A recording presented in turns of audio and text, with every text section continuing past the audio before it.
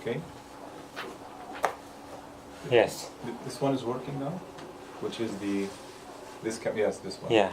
It's working. Yes. Okay. So assalamu alaikum wa rahmatullahi wa barakatuh. So inshallah today we are going to have the second session regarding the fiqh of fasting in Ramadan.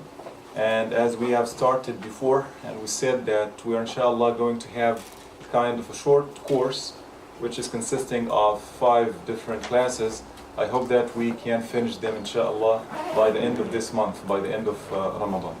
Today inshallah we're going to talk about the second part or the second chapter under the big title of Fiqh of Fasting, which is related to beginning and end of fasting day. So before going into the main topic inshallah, just it's a reminder for all of us about the importance of the month of Ramadan in general. So it is something important to highlight and stress upon and put some emphasis upon.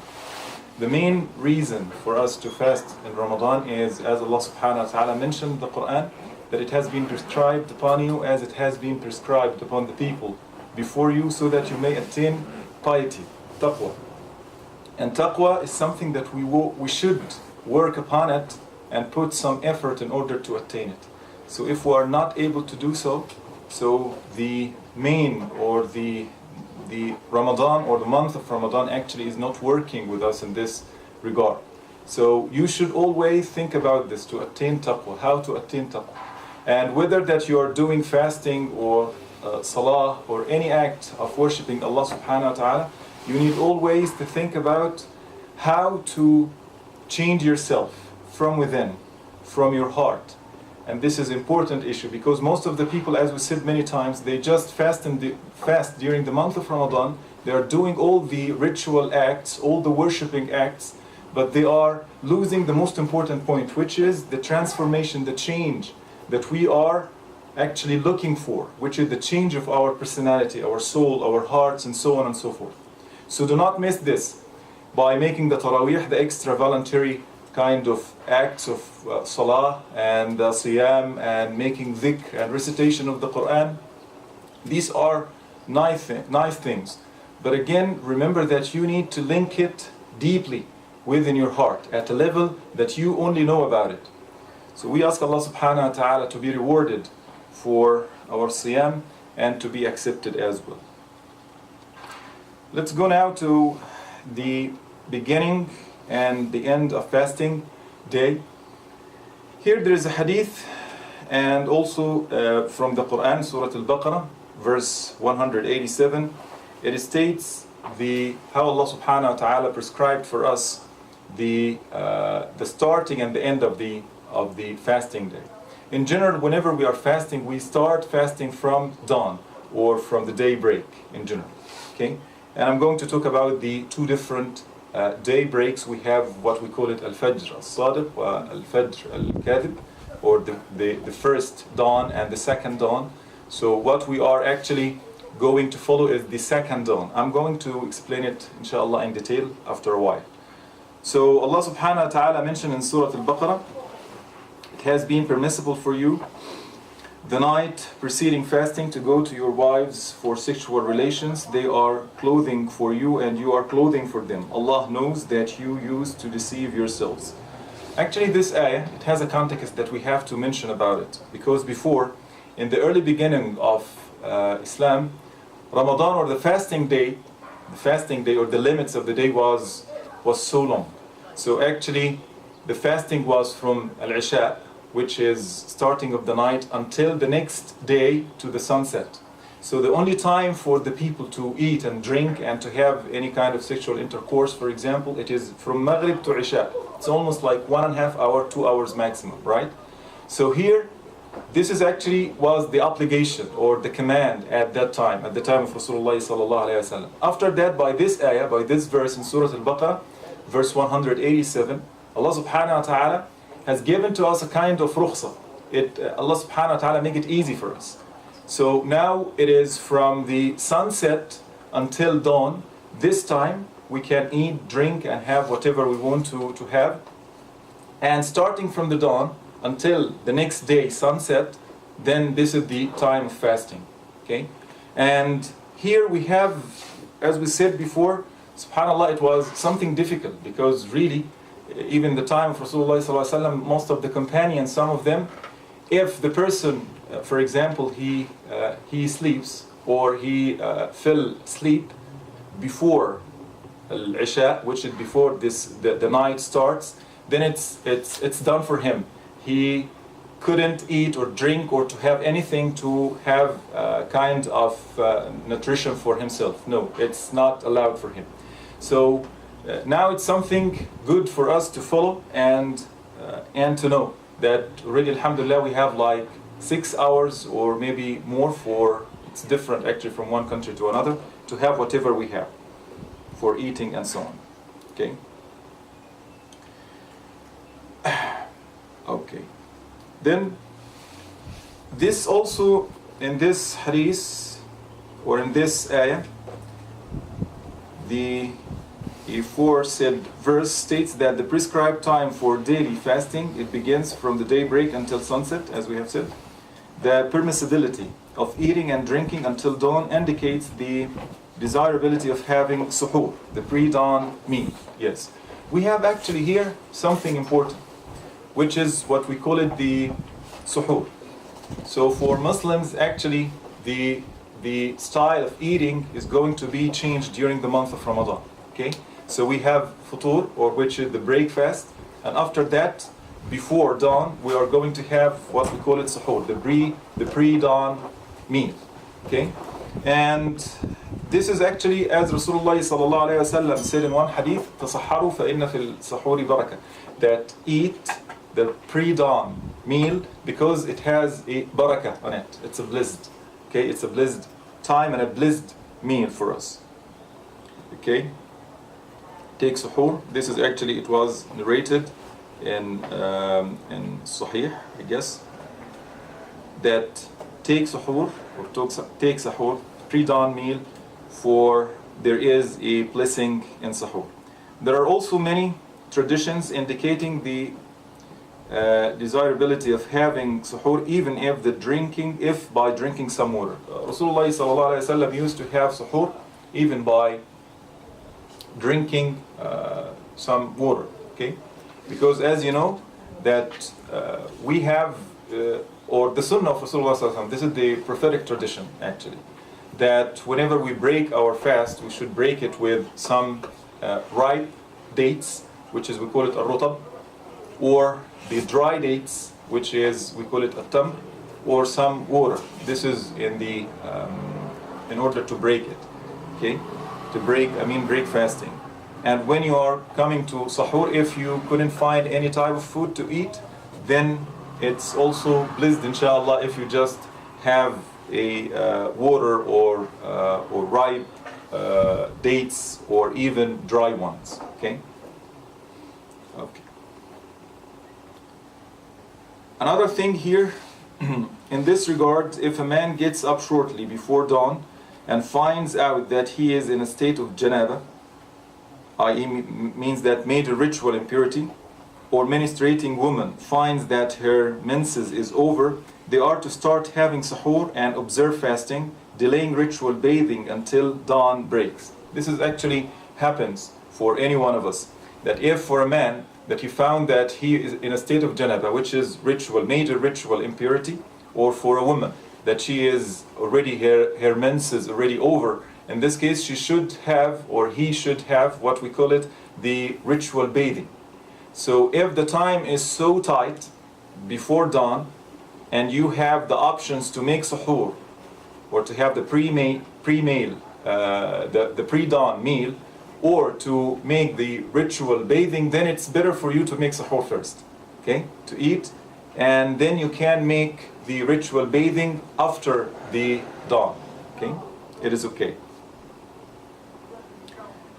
They are to start having suhoor and observe fasting, delaying ritual bathing until dawn breaks. As for those who are used to having their suhoor, pre-dawn meal, too early, because they stay up late at the night, and then having suhoor and sleep some hours before. This is a case most of the people they are doing.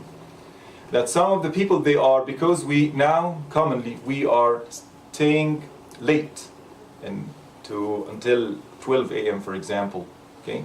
People are watching things and so on. So during actually this, some people, they think that it's better for them to take suhoor now, okay? At, for example, 12 or 1 a.m. If we say that Fajr is 3:30, for example, then still there are 3-4 hours before dawn.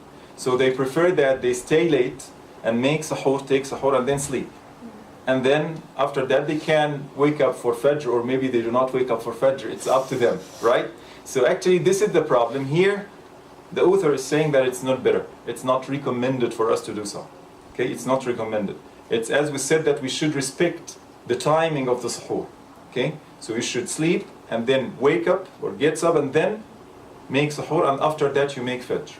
Okay, this is the best way. So do not make up things that already Rasulullah ﷺ didn't mention or didn't say or didn't do. Okay, it's better to follow this kind of prophetic tradition, because you will find barakah in your time and your health, and in the same time you'll find that it really makes difference with you. If you respect the timing, whether the time of break fast or the time of suhoor and so on, you'll find that you are having something like self-discipline, something that there is a kind of order that you are following. So inshallah you will be blessed for this, and you will find the difference. Okay, so this is regarding this issue. Another point, which is intention.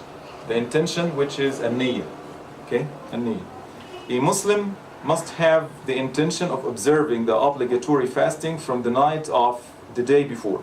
However, if a Muslim intends fasting before he sleeps, then he wakes up after daybreak, he is to continue fasting from the moment he wakes up, and it will be valid and complete, Allah willing. It's amongst the ulama, amongst the scholars, they said that there is a consensus that the person or the Muslim should make niyyah on every night before the day.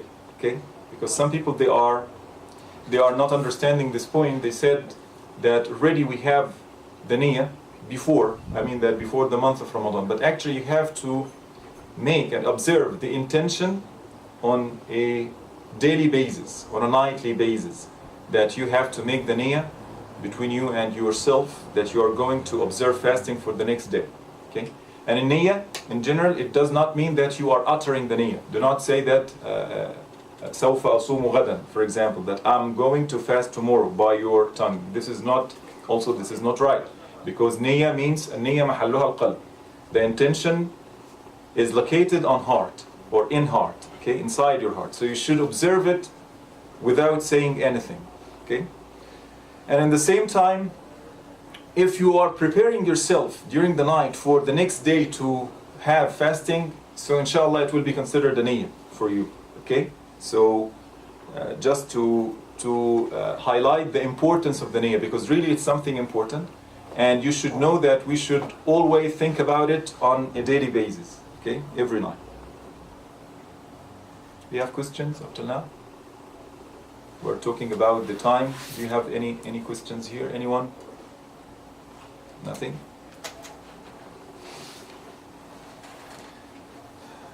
Okay, the topic that we're talking about is what? What is the main title? Yes? 우리는 영어 몰라요.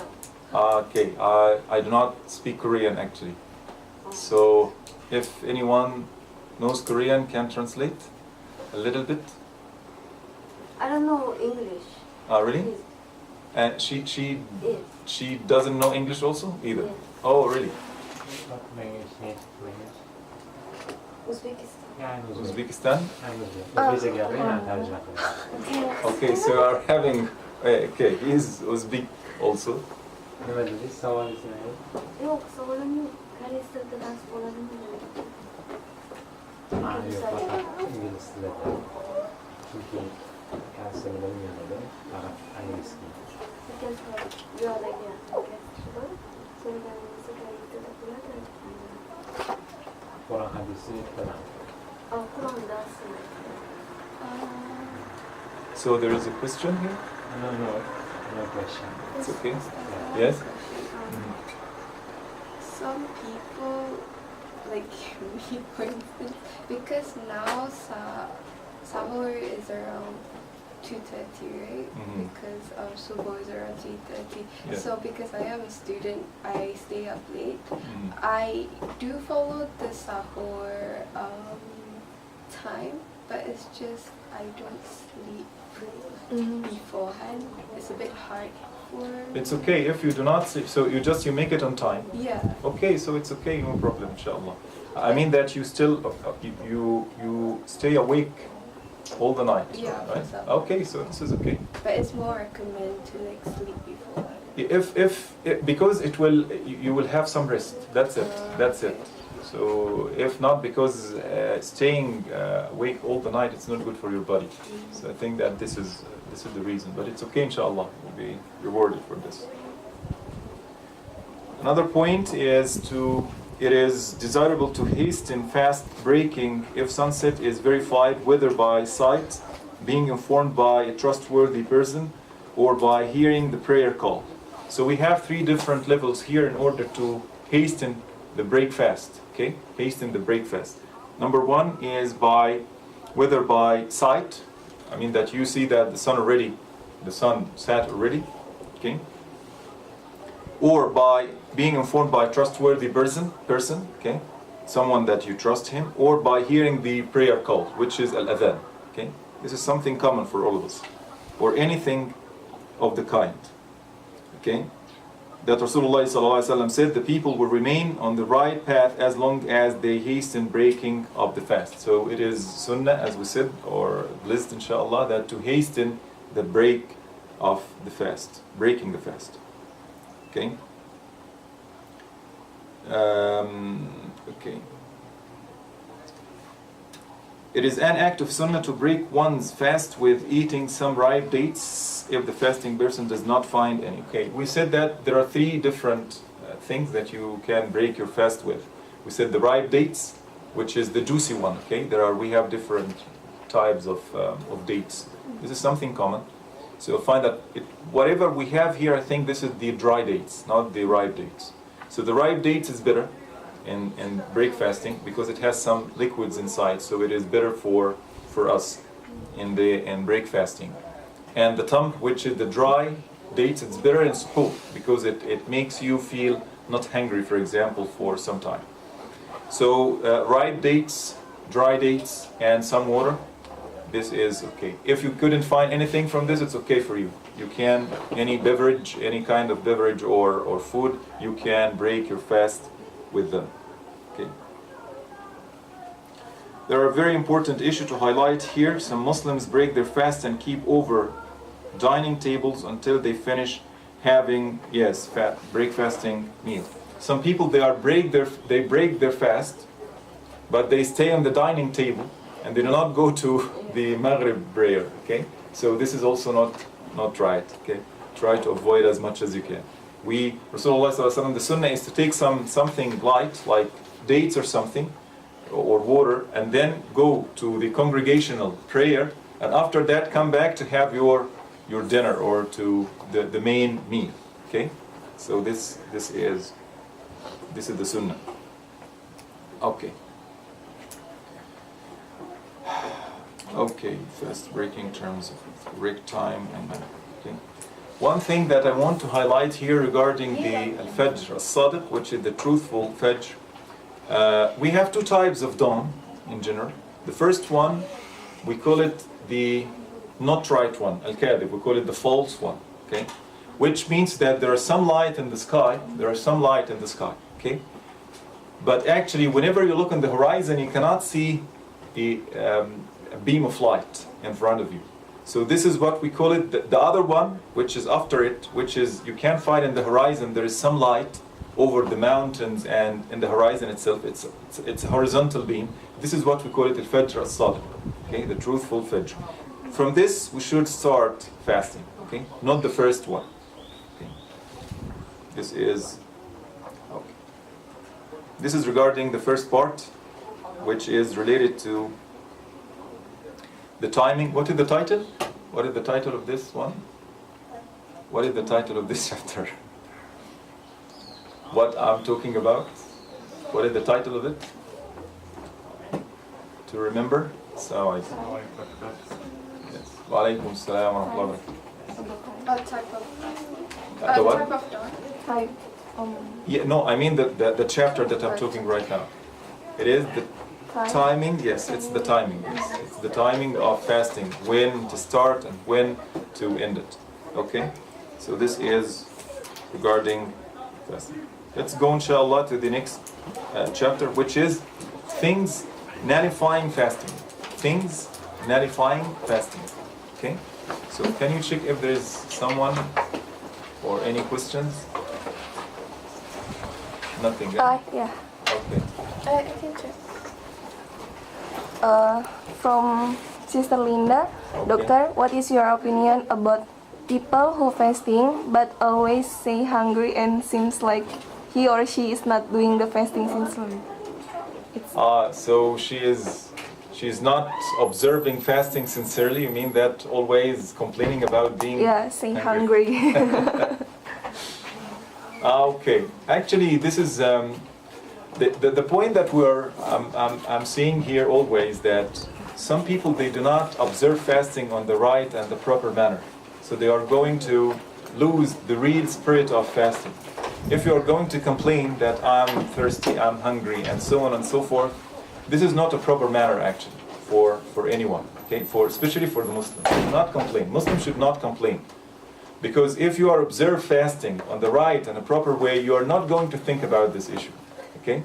Anyway, all of us, we are, yes, to some extent we are suffering from not eating, not drinking, and so on. But at the end, you should always think about what? The reward. And the Muslim in general should not be that person that is complaining about everything. Even that, not in the fasting day, not in Ramadan. Some people, they are always, whenever we have a hot day, for example, they say that, oh, I cannot, it's very hot, and so on, right? And I cannot stand this, it's not good, it's not, no. Person or the Muslim should not be complaining about anything around him, but should be patient. This is what we should observe. Okay?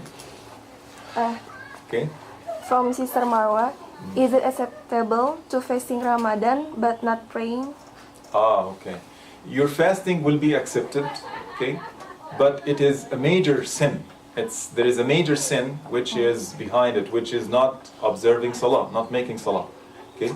So I mean that because Salah and Siyam, both of them, they are from the pillars of Islam. So if you are observe fasting and doing it correctly, but you are not making Salah, then you are doing another sinful action, doing something that is sinful. But fasting in itself, it's okay, accepted. Fasting is accepted and will be rewardable for you. But take care, because it's a major sin you are doing if you are not making the Salah. Okay.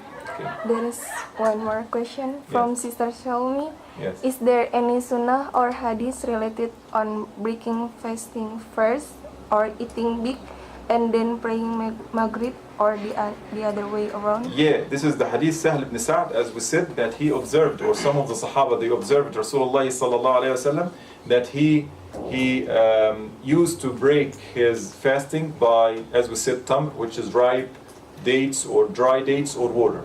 And then he goes to the congregational prayer, and then he came back again in order to make the full meal, or to eat his meal. So there is a hadith, yes, regarding this issue. Okay. Okay. So there is this. These are the things regarding the first chapter. Let's go to the next one, which is things nullifying fasting. We call it al-mufattirat or mufsidat as-sawm. That things that will nullify the fasting in itself. There are things which nullify fasting that a Muslim should know so as to avoid and beware of.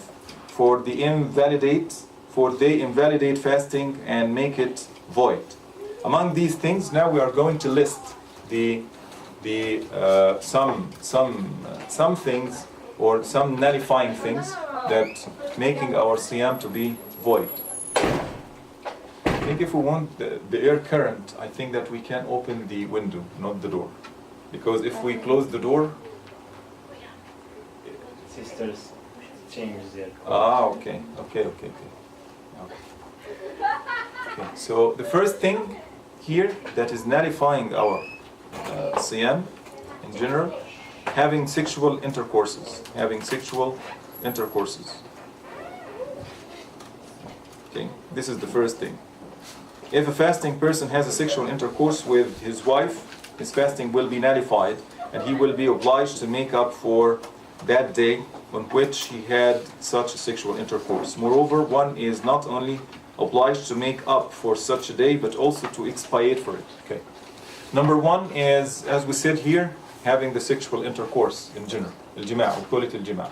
Means that the person, if he is doing this with his spouse in the day of Ramadan, then he is obliged to make up this day. Okay? This day is void for him. It's not counted for him. So he should make it up later. Okay? And making up, sorry, not making up only. This is actually, you have to make, yes, to make it up, and after that you have to make expiation, which is al-kaffara. Okay? And al-kaffara, according to the scholars, we have three different things for al-kaffara. The first one is related to fast 60 days continuously. Fasting 60 days continuously. Okay? And if you are not able to do so, then you should feed 60 poor people. Okay? And before them, actually, in the time of Rasulullah ﷺ and in this time or in that time where there were slavery and so on, so the first thing before them is to free a slave. Okay? To free a slave. In that time, they used to have slaves and so on. So al-kaffara, or the expiation, means that to free a slave, this is number one, or to fast 60 days continuously without any interruption, and number three is to feed 60 poor people. Okay? This is only for al-jima'. And remember that you need to make qada. Qada means that this day you should fast it, make it up another day, but with this, above this, you have to make kafar, okay, which is expiation.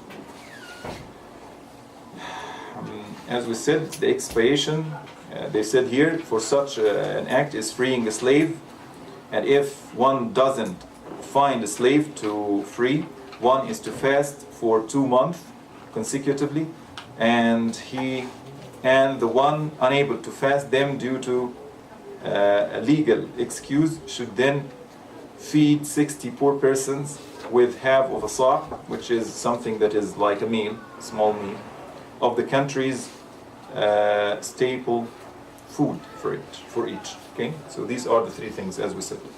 This is number one. Okay, this is number one. Number two, do you have any questions here regarding this issue? It's okay, clear. So remember for this. Okay, I will just to remind you. Remember for this. This is the only case that we have to make qada and kafar. Okay, this is the only case, which is the sexual intercourse. Qada, to make up one day, and to make kafara, expiation, which is three things. If you can free slave, we do not have slaves right now. Okay. Number two is to fast for 60 days. If you have a legal excuse, then you can go with feeding the 60 poor people. Okay. The kafar is 60 days and including the day that you... No, you have to make qada, yes, and then you have to make this 60 days consecutively. Are there any questions here regarding number two, ejaculation? No, but does pass away during Ramadan is someone better than pass away in other months, considering one is not praying or fasting due to terminal ill? Again, could you repeat again the first part? Does pass away? What? Pass away. Pass away. Someone passed away, already died, for example? During Ramadan is somewhat better than pass away in other months. Yes, this is a blessed month. Yes, because this is, we call it from alamat husn al-khatimah, that it's a good sign from Allah subhanahu wa ta'ala that this person, if he was observing fasting, making salah, and doing every act of worshipping Allah subhanahu wa ta'ala during this time, yes, It is the time that is, yes, as a person, for example, dies while he is praying or prostrating, or he is making hajj, or doing something, or making jihad, or something like this. Of course, the time and the place for the person who is going to die, it is considered to be a sign for the good end for this person. Yes, so we can say yes, inshallah, for this. Any other questions here? Any other questions? Qayyumi? Nothing? Okay. So, number 3, what are the two things that we said? Number 1 is what? Number 1, what are the things that is nullifying our fasting? We said what? You cannot remember? Sexual intercourse, this is number 1. Number 2? Ejaculation. Ejaculation, okay? And number 3, deliberate eating or drinking, okay? Allah exalted be He says, and eat and drink until the white thread of dawn becomes distinct to you from the black thread of night. Then complete fast until the night. Quraan, this is in Surah Al-Baqarah. As for fasting person who forgetfully eats or drinks, the validity of his fasting is by no means affected. Okay? So if one eats forgetfully, okay, while he is fasting, it's okay for him. If you drank a cup of water, for example, it's okay. Allah subhanahu wa ta'ala has given you this kind of blessing to drink and to just you have to what?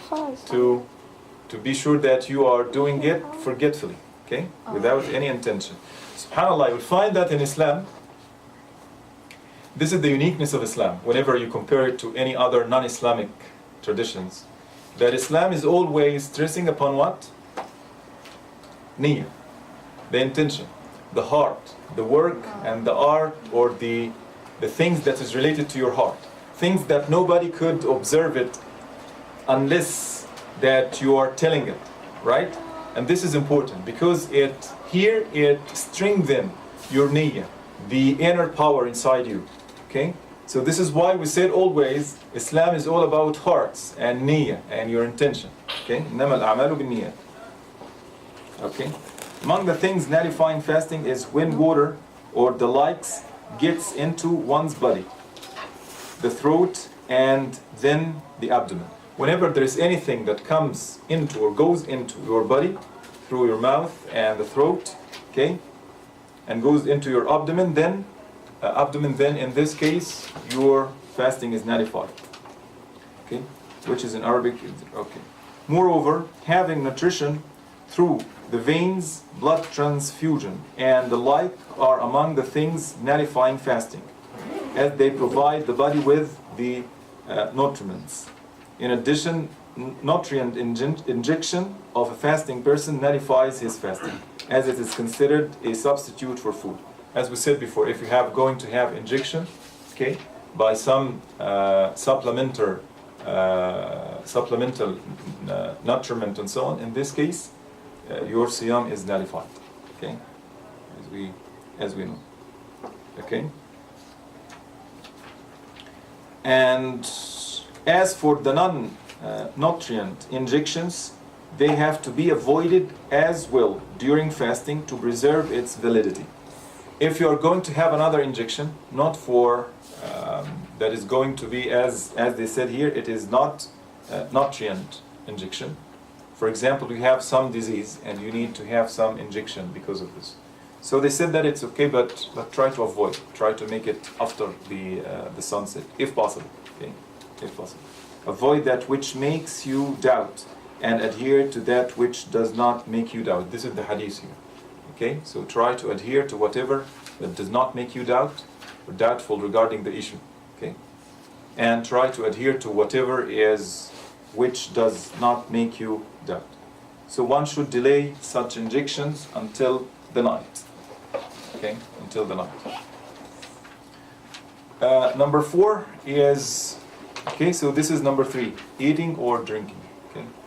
Number 4, getting out blood from the body. By having any blood from the body, in this case it is considered to be a nullifying thing to your fasting in general. Okay, getting out blood of one's body deliberately during fasting is as in cupping. Do you know hijama? Hijama, it is very famous in Islam. Hijama means that there are some people, they are taking out the blood, okay, from certain parts in the body, especially in the back here. They are making, we call it cupping, hijama, okay. So they are taking the bad blood from the body, and they are actually, it's healthy, and even that the modern science now, they are saying it is something that is considered to be healthy. But again, this is not allowed during the fasting of Ramadan because it will nullify your fasting in general. Okay. Number five, vomiting. As we said before, for vomiting, if you are going to induce vomiting by yourself, it is going to nullify your siyam in general.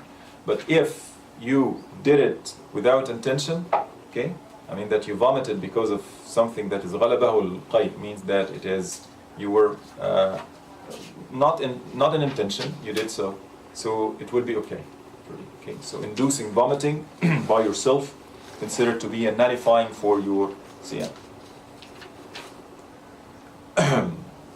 Another thing is, a fasting person should avoid using eyeliners, eye drops, or the like, to preserve the validity of his or her fasting.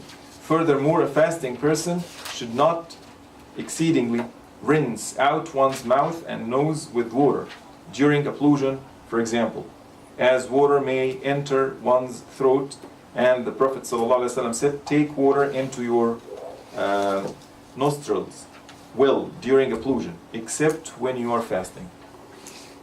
In general, whenever you are using some drops for your eyes or nose or something like this, you can to some extent feel the things in your throat, right?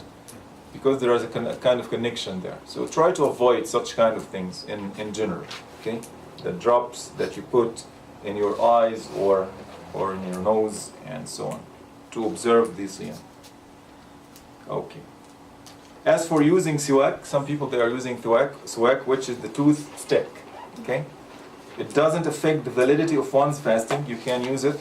Okay, but try to avoid the ones that is having flavors, because now we have some different siwak that is having different flavors with lemon, for example, and mint and so on. We have different actually. So whenever you are making this siwak, you are going to feel this, your saliva will be mixed with this flavor and you will feel it. So this is not allowed, okay? Try to spit it, or try not to use this type of tooth stick. Okay, but in general it is desirable for us to do it early in the morning and bidayat al-nahar wa nihayatu, in the beginning of the day and toward the end of the day, to use siwak. Okay, you'll find, yes? Did I hear about eyeliner? Yeah. And about the makeup then? Though he didn't mention here makeup, but they mention about the eyeliner. Because, again, the point here, they put here this eyeliner because if there is, I'm not sure about this, but if there is some kind of liquid, if it's drops or something, what I know that it is not going to, by any way, to feel it in your, in your throat or something. Maybe for the drops it's okay. Whenever some people they have some droplets in their eyes for things, maybe you can feel some of it in your throat, right? And this is actually something that is try to avoid as much as we can, or we try to avoid as much as we can, as they said here. Anything, the point is we want to avoid anything that goes into your throat and goes into your body as much as we can. Yeah. Like I also have thermal water. It is for the face, but it moisturizes the face. Is it okay? I think it's okay, no problem with this. It's like I'm spraying on the face. In the face, yes. I think this is no problem with this because, but let me check. But I think that it's no problem. But isn't it like, because it's like water. If you are putting water in your face, like a pollution and so on, it's no problem with this. the water contains vitamins. It contains what? Vitamins and minerals. I think no problem with this. Okay. Yes, this is no problem. The point is to avoid anything goes into your body. That's the main thing. But having any, because Rasulullah ﷺ used, for example, to put or to pour water on his head on the hot summer days during fasting. Okay, so this is okay. No problem. And such a kind of things, no problem, I guess. Any questions? Regarding the last question, Yes. what if she is not praying and everything because she is very ill and old? She is not praying. Because she She is is- very ill and old. Okay, for salah there is no excuse for salah. I mean that for salah, if the person is ill or old, he or she should make salah.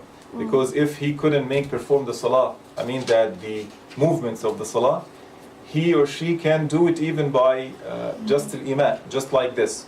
And even that she couldn't, she really on the bed and hospitalized, for example, then in this case she can do it by her eyes only. So salah, especially salah, no excuse, except the person that he is not conscious at all, so it is okay for him, or he is sleeping. But other than that, no. Siyam, if the person he couldn't do siyam is if he is on a travel or he is ill, we have excuses. We call it, these are the legal excuses. Then he can observe them in other days if he is going to be cured or recovered from his illness. If his illness is something that is until his death, I mean that he will not be cured from it, so Allah subhanahu wa ta'ala would forgive, Allah subhanahu wa ta'ala would excuse him for this. No problem with this issue. Yes. And so what if the person is fasting but not praying? Yes, this was the question here. This is the question that we had here. We said that the fasting will be accepted, inshallah, and you will be rewarded for fasting. But the problem is the other one, which is the major sin. It is a major sin. By not making salah, it is a major sin. So it is great danger on the person. And major sin means that you, or the person who is not making the salah, he should revise himself very well regarding this issue. Because all of us are going to be held accountable for this. So we cannot do, because as you know, pillars of Islam are among them the salah and siyam. So if you are making siyam, for example, but you are not making salah, then it's a great sin, okay, a major sin. Try to avoid as much as you can. And one thing that I want to highlight here, because it's important, wallahi, especially for most of the people, we are already maybe in age that we can control ourselves, and we say and observe that the importance of salah and siyam. The problem is when we were young, in the teenage, okay, when we were teenagers. Actually, some people, and this has happened many times, that some people, they do not observe siyam correctly. They are cheating on siyam. They can eat or drink as long as his father, his mother is not seeing him, nobody sees him, he can eat and drink and so on. And after a while, after 10 years, for example, or 15 years, he become a good Muslim and devout Muslim, but he remembers that he already done this kind of thing before. What he should do for this case, okay? Because again, if there is a person that is making this kind of thing intentionally, this is the problem that we are doing, or some people, they're doing it intentionally, okay? Especially in the age of 16 or 17, the person is not highly matured, and still he is not controlling himself, and his desires are controlling him, and so on. So in this case, the ulama, they said that he should make up this day only. He should make up this day only. Just the days that he remembered that he missed. Yes. And if the person, he didn't remember how many days, then he should do his best to remember. If, for example, he couldn't remember whether he did it for 4 days, 5 days, he can make it for 4 days, for example, or 5 days, and say this is really what I can remember. And Allah subhanahu wa ta'ala would accept it from him, inshallah. I just to say this because your question about salah also. Sometimes we miss the salah in intention when we were young. Okay, this is happened, I think, for all of the people, right? So we should take care of this. If there is something happen like this, you should make up even the salah after you get, because you are going to be held accountable for this. Take care, because it is something important. People think that we are living here in this dunya and we are not going to be held accountable later on. But actually no. From the day one that you are achieving or you are having the puberty, which is al-bulugh, like 15 years old for example, you are going to be held accountable. So take care of this and do not miss anything that is obligated upon you. Okay. So actually Safa asked the question. Yes. It's a bit a while back though. She said like eyeliner does not get into the eye. Yes, it's from the outside. Yeah. Yes, I think this. Let me check this again, because the author, they like that we should not put this kind of thing. But I feel like the eyeliner back then and now the material is a bit. Yes, maybe it's different, but here the most important thing is nothing that goes into whatever your eyes, your nose, your mouth. Okay, and you can feel it in your throat, and you are going to swallow it, for example. That's the main reason here. Okay. Okay. Let's go to the next point. Do you have any questions? Any further questions regarding this issue? Okay. Okay. I dropped some of the line. Okay. As for using siwak, as we said, the siwak we should avoid the flavored one. There are certain matters that a fasting person should avoid, such as lying, backbiting, and insulting. And anyone insults him, his reply should be, I am in a state of fasting. Yes, this is an important issue, because we are talking about the things that is going to nullify our siyam. People are not doing such kind of things, which is they not eating or drinking during the day of Ramadan and so on, but actually they are doing things else, doing other things, which is lying, backbiting, oppressing people, insulting others, slandering, gossiping. These kind of things, they are not allowed for you to do so. Some ulama, they said that even they are considered to be nullifiers for your siyam. But actually they are not nullifiers, but you are taking the blessing from the siyam, and you are going to have sins on your tablet or your record regarding this issue. So try to avoid as much as you can. And whenever I'm talking about siyam, I say that there is one hadith which is the most important hadith, the most important quote from my own point of view regarding the fasting of Ramadan, which is من لم يترك قول الزور والعمل به فليس لله حاجة في أن يضع طعامه وشرابه.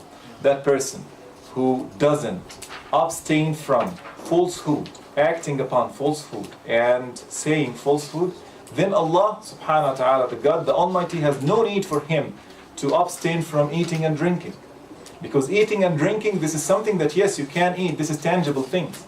But the most important part that in fasting, that you are doing things else, that you are taming your desires, your temptations, you are controlling yourself on the highest level, that you do not eat, drink, you are not going to do something that is in general considered to be not allowed for you, by backbiting, slandering, lying, having even things related to the heart, which as we said before, hatred, hostility, kind of jealousy.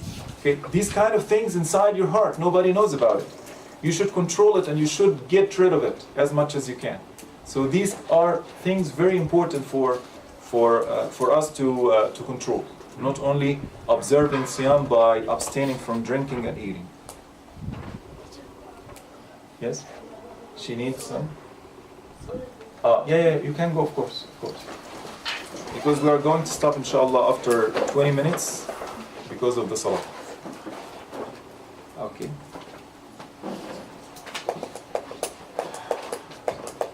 Okay. So we should avoid evil words and deeds they are accustomed to. So try to avoid them. And as I said, wallahi, this is the time for you to change yourself. This is the time for you to change yourself. If you are putting yourself in a training program in general, in order to obtain a certificate, at the end you need to go into some hardship, some time that you are putting effort, right? This is the month of Ramadan. What we are saying now, actually, it's what we call it fiqh of siyam. That is the rulings, okay? Just you should observe them and take care of them. But what's really much more important is your niyyah. And really what's really more important is the acceptance of your deeds. The acceptance of the siyam, okay? And really what we call it the change or the new person that you're going to have after the month of Ramadan. Set some goals during the month of Ramadan. Do not say that it's only 30 days and I'm going to fast every day and that's it. And that's it, I'm done with this. No, Ramadan is not about this. You need to change yourself. Look to one sinful action that you used to do and you are accustomed to. Put it in front of your eyes and say that after this month, inshallah, I'm going to get rid of this kind of sinful action. This is considered to be a very nice way for you and important way for you to really have the benefits of Ramadan. Okay? So do not look to Ramadan as some people, as some sisters that were saying that I feel that it's a burden on me. Ramadan is a burden on me. Actually, no. Ramadan is not a burden. It's a burden on the people who are not really understanding it. But try to understand, try to get the most out of Ramadan, and then Allah subhanahu wa ta'ala would bless you with being a change or a different person than what you have to use or what you used to be before. Okay? Okay. Last thing, inshallah. Last paragraph.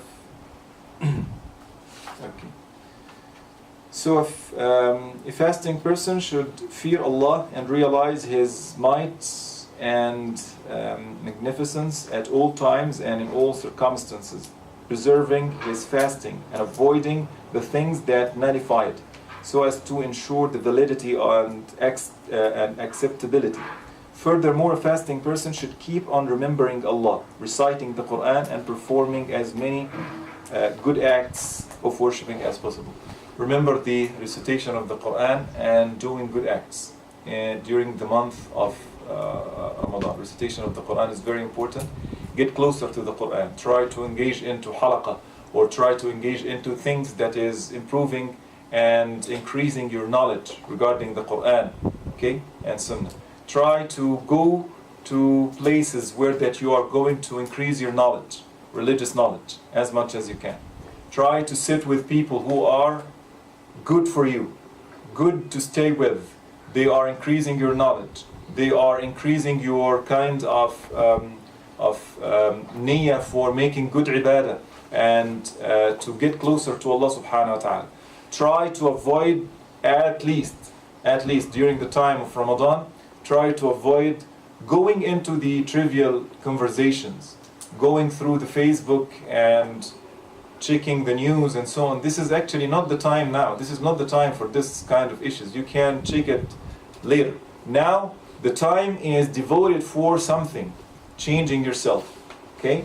And try really to come out with a new person after the 30 days of Ramadan. This is the end of this, and Jazakumullah khairan for listening. If you have any questions, or if we have, yes, brother. يمكن أن أسألك بالعربية. بالعربية؟ اوكي، نعم، تفضل. يوجد يعني في جدول صوم شهر رمضان وقت إمساك ووقت يعني الذي يكون فيه صلاة الفجر. نعم. ومتى يجب علي أن أترك الأكل والشرب في الوقت يعني الإمساك أو في الوقت الفجر. نعم. As I said before, that this is in the first chapter. Maybe you were not here in the first chapter. We were talking about this issue, and we said that we have, yes? What was the question? Yeah, okay. So, he was talking about there are 2 times in the calendar regarding the imsak, which is abstaining from eating. This is commonly in our calendar, Islamic calendar, that you should stop eating at this time, and then we have Fajr time, which is the dawn time, at this time. So he said that which time that he should follow regarding stopping from eating. Yes. So, as we said here, actually for us as Muslims, we should follow what Rasulullah ﷺ said. So here it is the Fajr. So the time for us is the Fajr. There is no imsak time and so on. I do not know from where they got it, but actually they are making it as a kind of Precaution? Yes, precaution for this, or to guarantee that you are in the safe side. But again, if you are sure, that Fajr time, for example, is going to be at 4, for example, 4 a.m., then you can eat until 3:55, for example. Okay? So I mean that before Fajr, exactly before Fajr. Okay? And even Rasulullah, this is what Ibn Uthaymeen mentioned, one of the scholars, that he said that if you are not sure, and you are eating, you are not sure Fajr already there or not, or the daybreak already there or not, if you are not sure, you can continue until you are certain that Fajr is now. In this case, you stop. Okay? Do you understand this? Okay. So that's the case. You have any questions? Do you have any questions? No? Any questions from online people? Okay. Jazakumullah khairan for this, and inshallah see you after 2 weeks from now. Assalamu alaikum wa rahmatullahi wa barakatuh.